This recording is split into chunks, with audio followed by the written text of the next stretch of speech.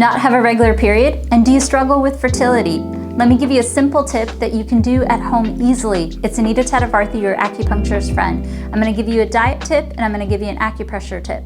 The first thing you can do is incorporate beans into your diet. Beans are an excellent source of protein, and I want you to think about your protein a little bit differently and maybe vary some of the animal protein with protein from beans. And in addition to varying that protein, beans have a high amount of iron. Why is iron good not only for your menstrual cycle but also for fertility? Is because iron can help you promote ovulation. So if you can, please consider incorporating beans and lentils into your diet, if not daily, every other day till you get 3 consistent cycles or it meets your fertility needs.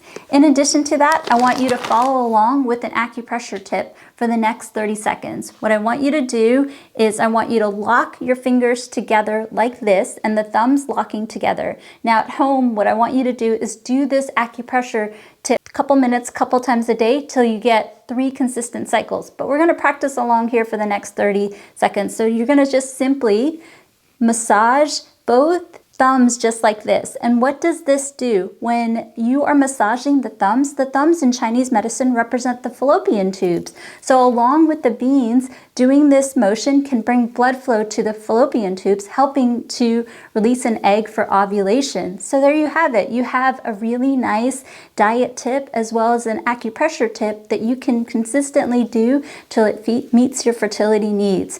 Now again, when you're doing the acupressure, you can do a couple minutes, couple times a day. And in fact, you can choose any one of the acupressure tips that I show you on our 30-day series on our YouTube channel. Also, keep in mind, these tips are to augment any recommendations of your physician, but they can be a great way to sway the odds in your favor to help you on your fertility journey. Just keep this in mind from your acupuncturist friend, Anita Tadavarthy.